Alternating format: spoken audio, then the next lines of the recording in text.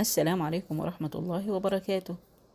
كان يا مكان ولا يحلى الكلام إلا بذكر النبي عليه الصلاة والسلام. قصتنا النهاردة يا أصحابي في أعماق البحار.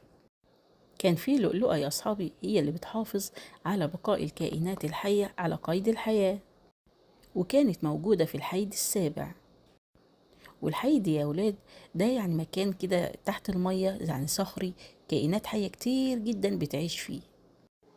ودي المحارة نانا، محارة حكيمة، ومرجانة الحورية، وزيكو الدولفين اللي بيعرف يقلد أي صوت.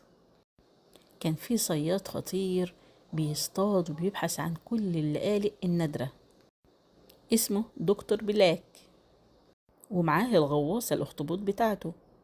وفضل يبحث في أعماق البحار لحد ما شاف مدينة اللؤلؤة وقال أخيرا لقيتها. ونانا المحارة الحكيمة كانت زعلانة وعمالة تتنهد كده، ولولي وزيكو واقفين قدام اللؤلؤة. المحارة نانا قالت لو دكتور بلاك أخذ اللؤلؤة هو هيعيش للأبد، لكن كل الحي ده هيموت، كل اللي فيه هيموتوا. لولي بتقبض ايدها كده وهي زعلانة وبتقول يبقى لازم أدمرها. وزيكو قال لها ازاي، ده أملنا الوحيد.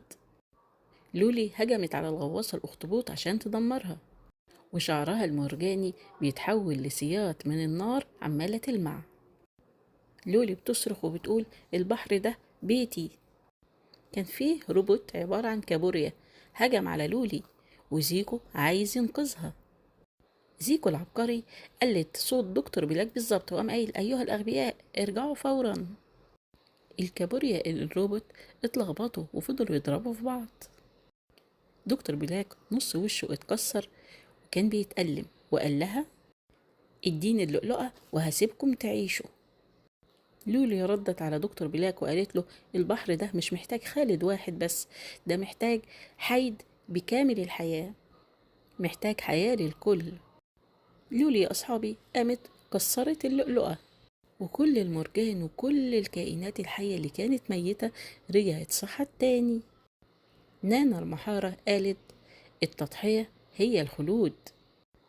لولي كانت بتسبح ومبسوطة جدا لأن الحيد بتاعها كبر جدا، ما بقتش حيد صغير، لا ده بقى كبير وفيه كائنات حية كتير جدا عايشة. دكتور بلاك يا أصحابي انسحب وهو مهزوم خلاص. وكده يا أصحابي احنا بنتعلم إن احنا نحافظ على البيئة، ومش عشان أنا عاوز أجمع حاجة معينة أو كده أبوظ وأدمر أماكن تانية. وتوتة توتة خلصت الحدوتة، حلوة ولا ملتوتة؟